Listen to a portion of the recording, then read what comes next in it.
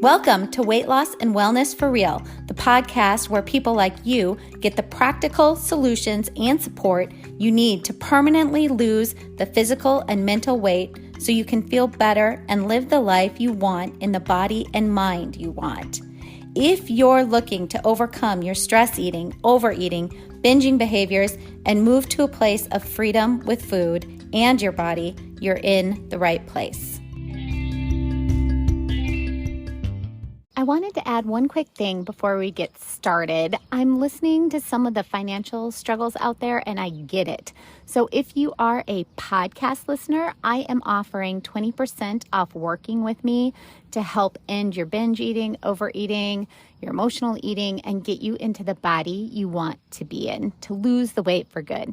If you've been considering working with me, now is the time. I offer 4 online plans that you can take a look at on my website, heatherheinen.com, under the services tab.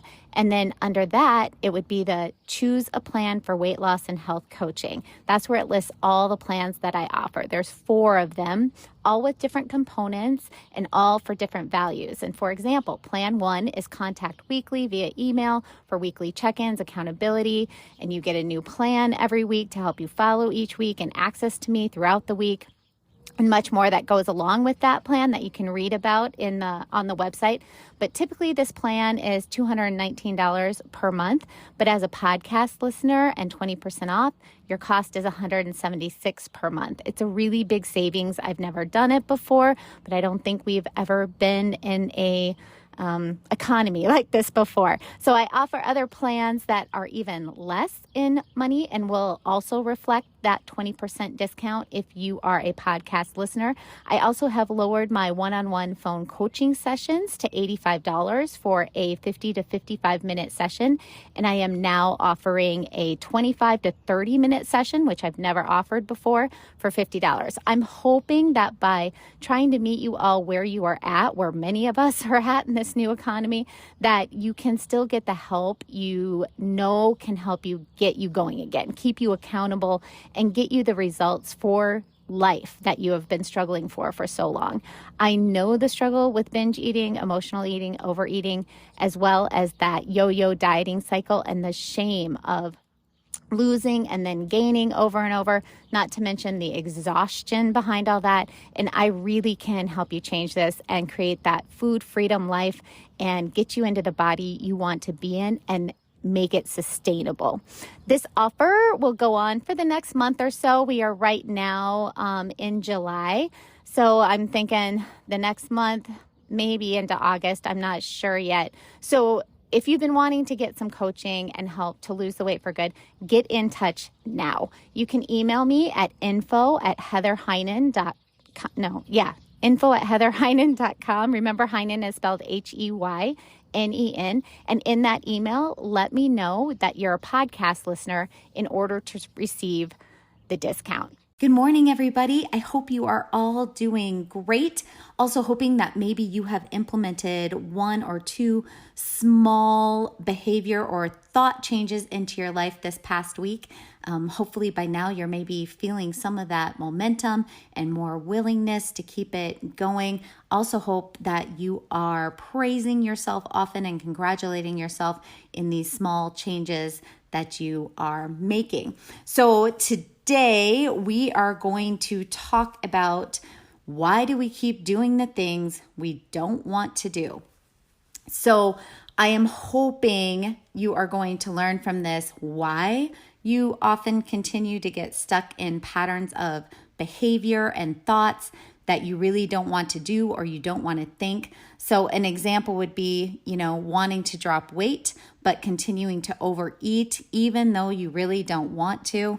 I hear this from clients all the time. I have been in this space so many times. It is so frustrating. It's like you really have this goal of wanting to change. And by the way, all of these podcasts, I focus on the weight and the health and that sort of thing because honestly, that's what it's just the majority of people, what they want to change. It's always something people will hook into. But all these things I talk about can be applied to anything in your life you're wanting to change, any goal you're wanting to get to.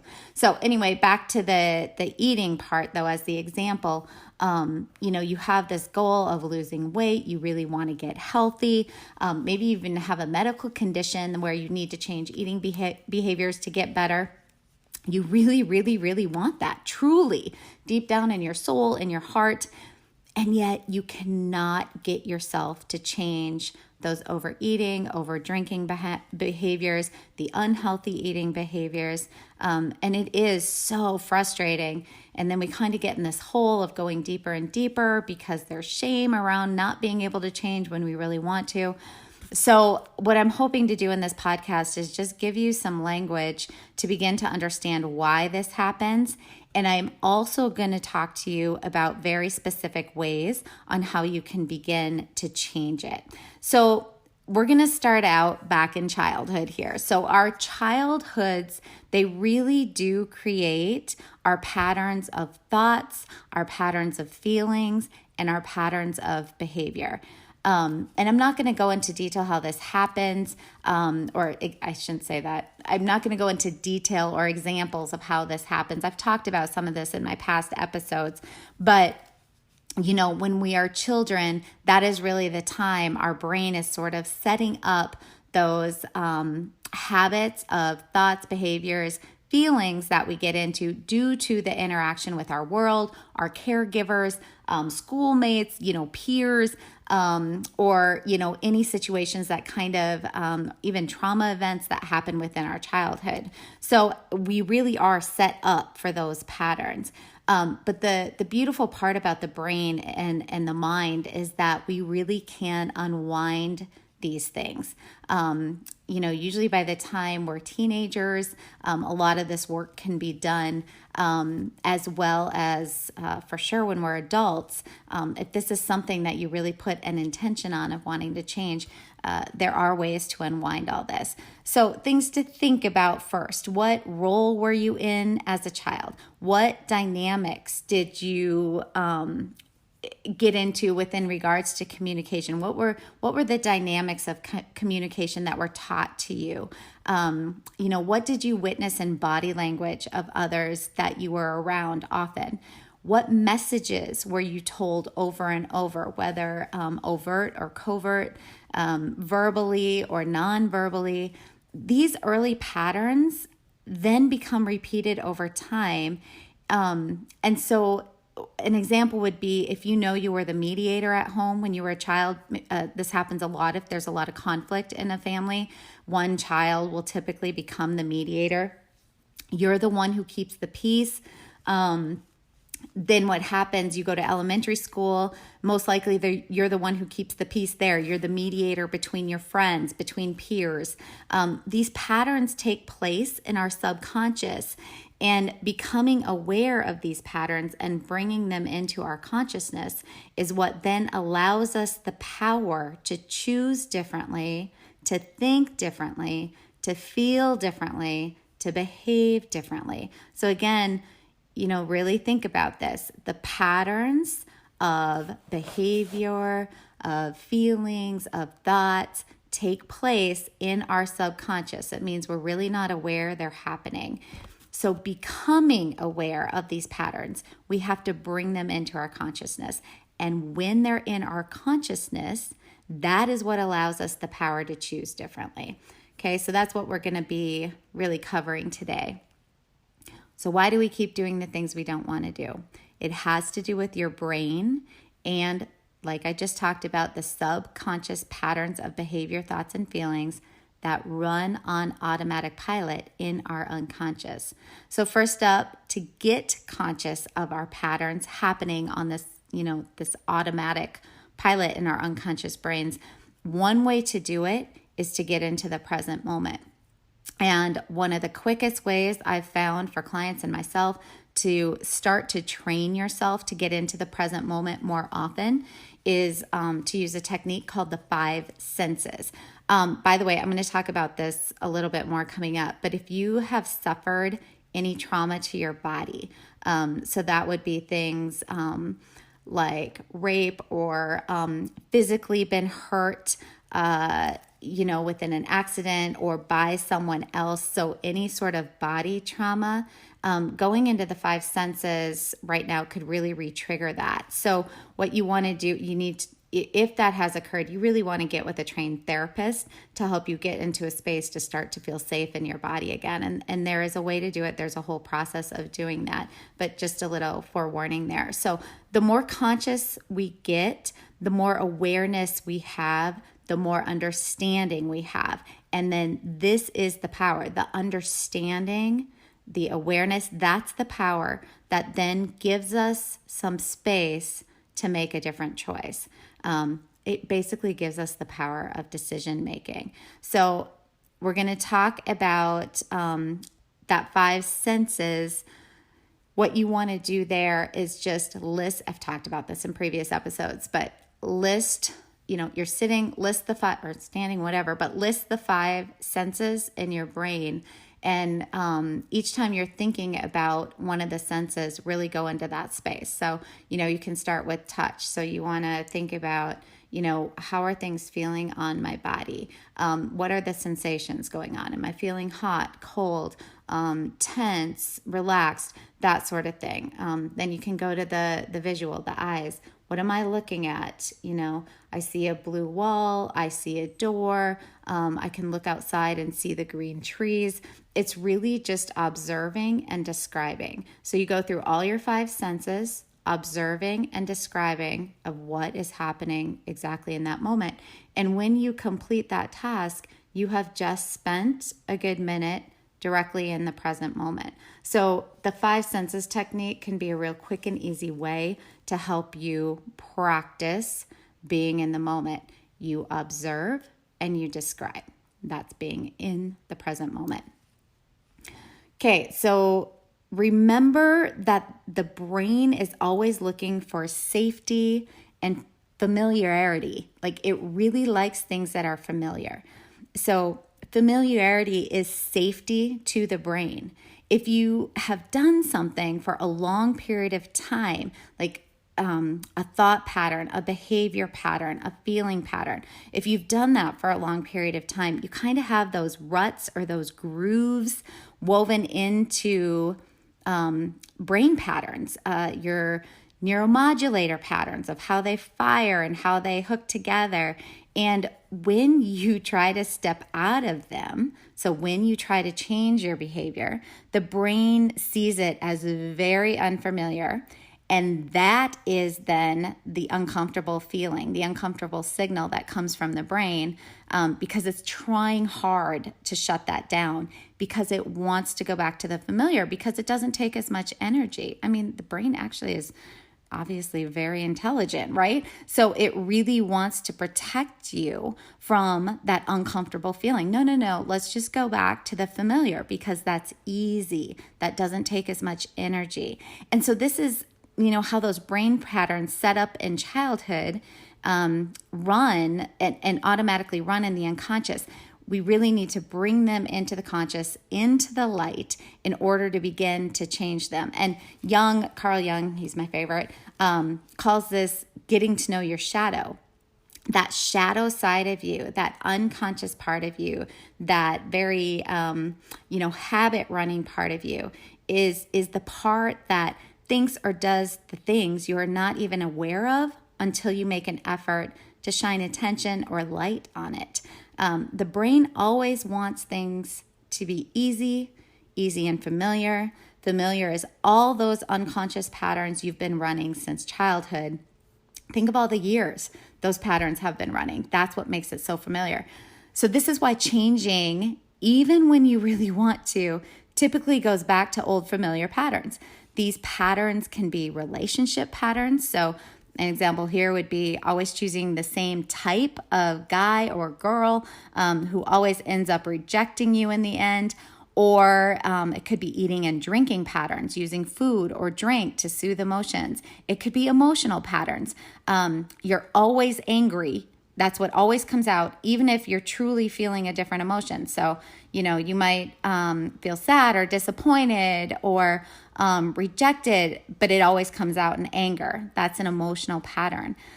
Even daily emotional patterns, like, you've heard of people being called an Eeyore, like just that real negative sort of sense that you go through life, or maybe you're someone who just sees the world as a scary place. That's often with my anxious clients. They just view the whole world as scary, and that's an emotional pattern that's taking place. In that sense, everything is making them anxious. So when we try to make changes to some of these things, even though we might be super motivated to make the change, we often, almost always, end up in the same patterns. And when this happens, it creates a lot of shame and guilt for many of us. And we all know where shame and guilt gets us. Shame and guilt really are the emotions that send us into that negative spiral heading downward.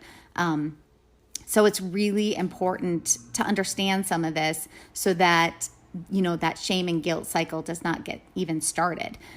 Okay, so we want to access the conscious brain before our unconscious brain runs on automatic behavior or thought patterns that are not serving us. So for example, you come home every day from work absolutely exhausted. You're running through the kitchen, you quickly grab a drink and something from the pantry. It's like that sort of frantic, like, I'm so tired, I need something, I need to change this state. But you're not thinking that. It's on automatic. Before you know it, the drink is gone. So is a whole sleeve of cookies or a whole bag of chips. You feel calm in the moment while it's happening. You feel relief in the moment while it's happening. But when it's finished, you kind of come out of the fog and you're asking yourself, what just happened? Why did I eat that just now? I just ruined this diet that I've been trying to do. Or here's a non-food related one.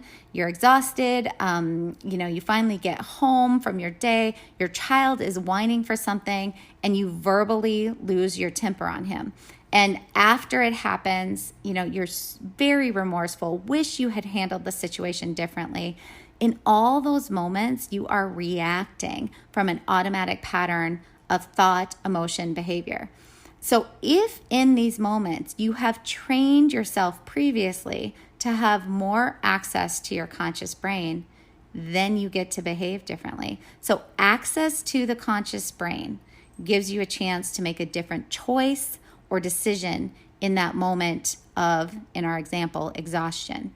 You have the space to first think, do I really want the drink and all the cookies? Maybe I'll eat the leftovers from dinner last night first before I do that. Or maybe you realize you're not hungry at all, but you're stressed and then can use a breath protocol to regulate that dysregulated system. When you're not able to access that conscious brain, you really take away the chance and the choice to change your behavior. So access to the conscious brain means you have a chance and a choice to not yell at your child, to not eat the thing you don't want to eat. So a lot of this gets into having a very dysregulated nervous system. So I won't go super in depth with all this, but becoming more and more conscious improves a dysregulated nervous system.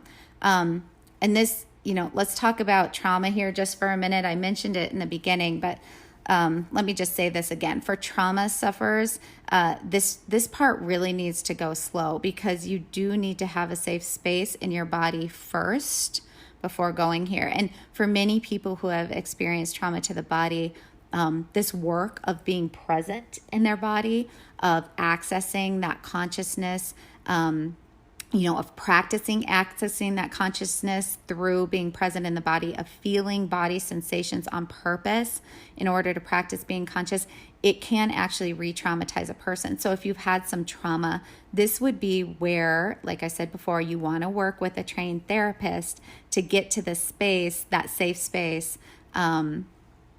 first. For those of you who don't feel traumatized and, with your body, who haven't experienced something like that, you feel like, no, I can handle this. This work you really can do on your own. So a great place to start to learn how to access that conscious brain. We've talked about the five senses. Another one is to go to the breath. This, again, one of the easiest ways to start to access that conscious brain, because your breath is always with you. It's easy to do. It's more about just remembering to do these things. So go to the breath. Start paying attention throughout the day, how you breathe. What are your breath patterns? If you start this work and you're like me, you might be really surprised to notice that you may, by the way, this is also for any of you out there who do a lot of worrying or have some anxious symptoms. In general, those of us who deal with those sorts of things, we tend to do this, holding our breath, maybe while you're answering an email or while you come into social contact with someone, and because you are anxious about that, some of us get very anxious with social contact, though in those moments, if you can start to pay attention, you might know you're actually holding your breath. So do you have a shallow breath? Do you breathe into your abdomen, or do you breathe into your chest? Do you hold your breath often? Do you have quick, short breath patterns when you're anxious or worried or stressed?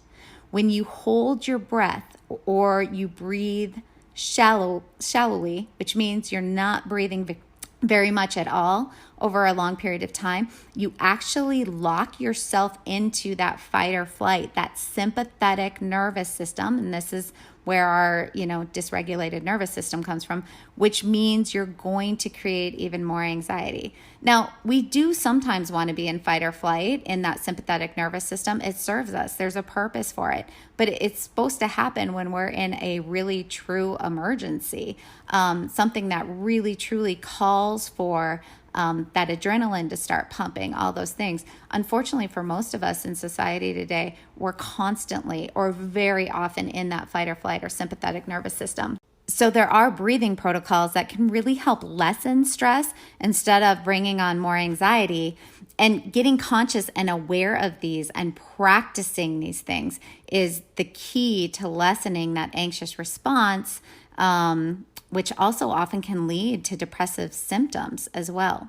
So belly breathing, or you may have heard it as diaphragmatic breathing, can be learned, and research and science have shown that this simple practice, this different breathing pattern, will shift anxious feelings and responses, or reactions, I should say. And remember, anxiety can come out as anger as well. Or agitation, because often if you're an anxious person, you don't know this is happening, but unconsciously your brain is really looking for control in any situation. If you're anxious, the only way that anxiousness starts to feel relief or resolve is when you're in control. And this is why people who are very anxious look for control in every situation, including relationships.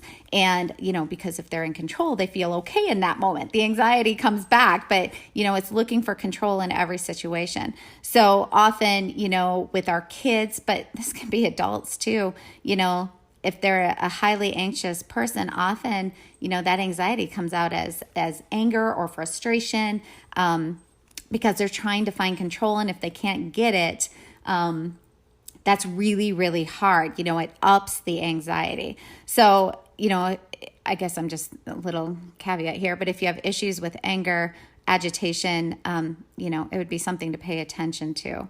So you want to start this breathing practice with minimal time, because, I'm always talking about doing the very small, tiny things. You want it to be doable. So I usually recommend to my clients that you do this right away when you wake up in the morning, still in bed.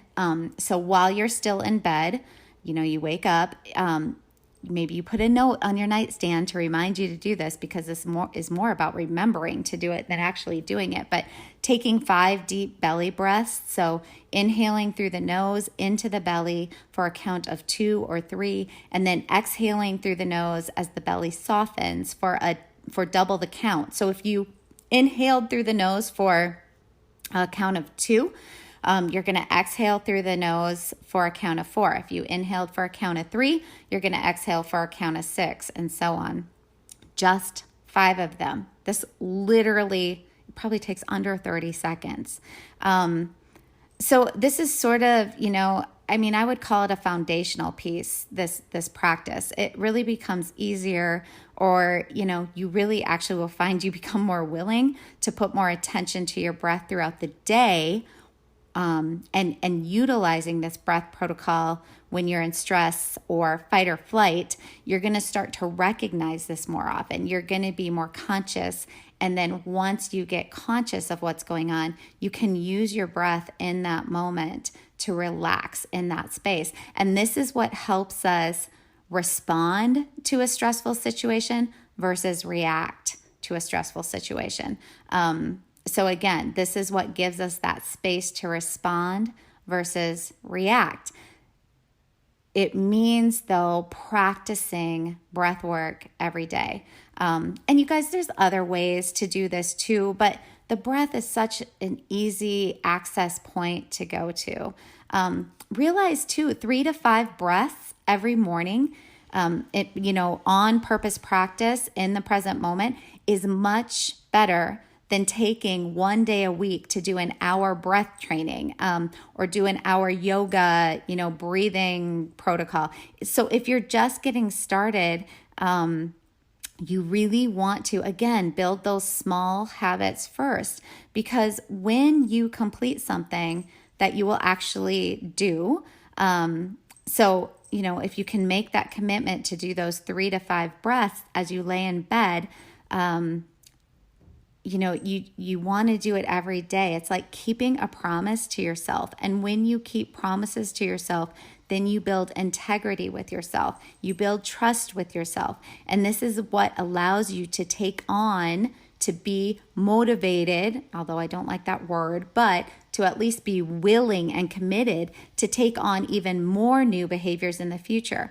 So to help you get your goal, the big one, the small daily behaviors, and remember, they need to be daily. That's what creates this willingness and momentum to go even further, which then over time programs this into your subconscious.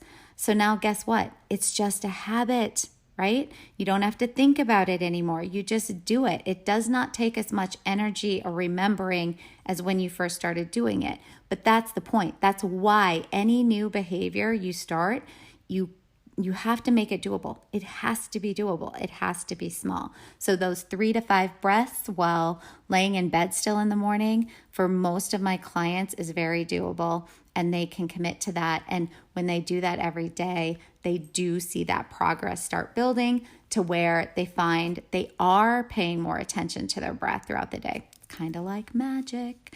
Okay, so again, small, daily, doable things. If you are trying to incorporate like an hour every day of breath training, because this sounds so amazing and I'm going to change my life, really this is like when people try to overhaul their diets in a day. I've been eating, in this really unhealthy overeating, my whole life, but starting tomorrow, I'm going to only eat 1,000 calories, or I'm, never going to eat cookies again. What this does, that it really creates overwhelm. And you can probably think of times in your life this has happened. You're trying to change a behavior, you really overdo it, totally creates overwhelm for yourself. And this doesn't work to change behavior because it's too much overwhelm. Your brain is like, no way, we're going back to the old ways. And so you have to start shifting things very, very small, very doable, so that the brain doesn't get freaked out. So when we set an intention to change, we're already going to feel uncomfortable. We are going to feel in that moment uncomfortable. And I could even narrow it down a little bit more to some resistance. You're going to feel resistance. We're going to feel that. And so it's important to just know you're going to feel that. You are going to feel uncomfortable. You are going to feel resistance. You might even feel frustration. So the change, again, I'm just, I can't say this enough, has to be small and doable, because you're already going to feel that uncomfortableness with just the small changes. You do not want that uncomfortableness to turn into overwhelm. If it goes into overwhelm, it's over. The possible behavior change is over. So the overwhelm can be mental overwhelm with our thoughts, or resistance in our thoughts, or it can actually be feeling sensations in our body. We don't recognize maybe we're having a thought. You are, but you might not recognize it, but you might be someone who definitely feels it in your body. You feel off, or you feel different. You feel sensations in your body that don't feel comfortable, don't feel good. So just understanding those are the ways that overwhelm or resistance can kind of take place.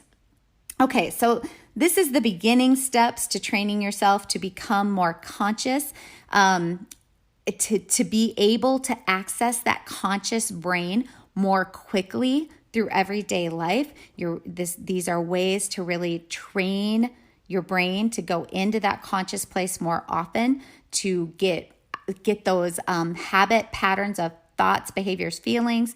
I guess I would list it in this order: thoughts, feelings, behaviors, out of that unconscious brain and moving it into the conscious brain, where then you can really, that's where you have that space to make a different decision, to make a different choice, to be able to start to make the changes you really want to make, which then lead to doing the things you truly want to do.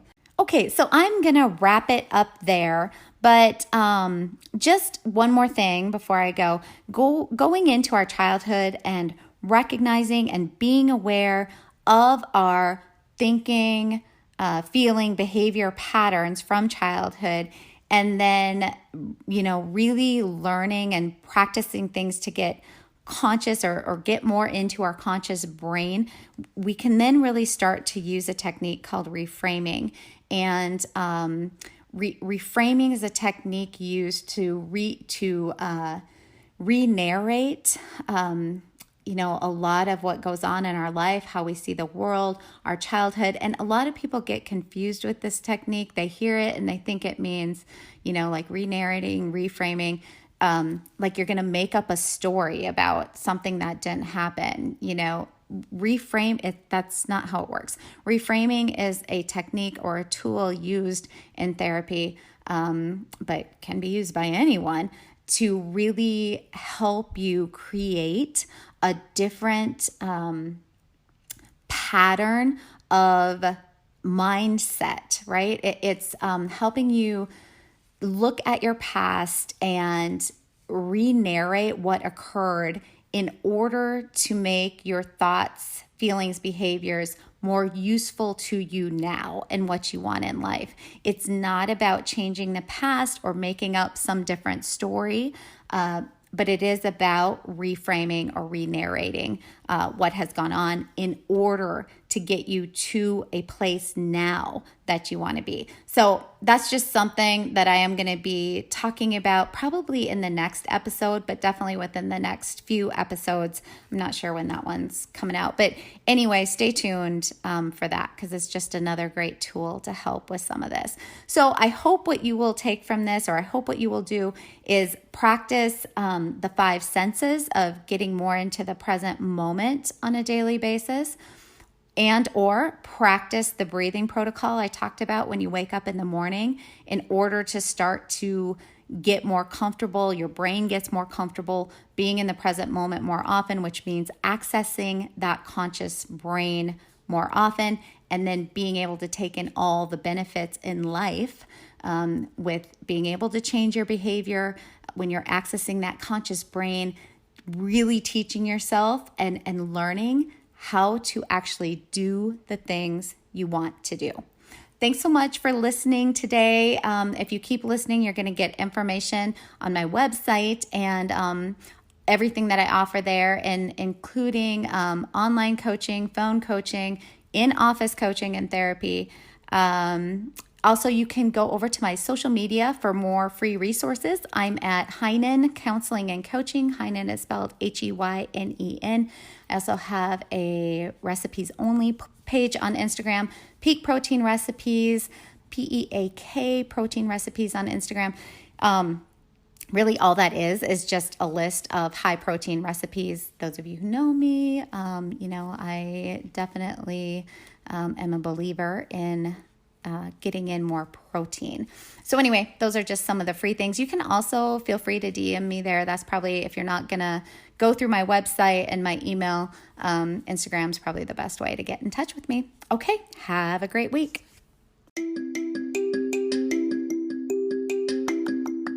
Did you know you can find a lot more help from me on my website? Go to heatherheinen.com. Heinen is spelled Heynen, and get in touch with questions on all things I offer, like online courses for overeating, weight loss, goal attainment, and also my coaching and counseling services.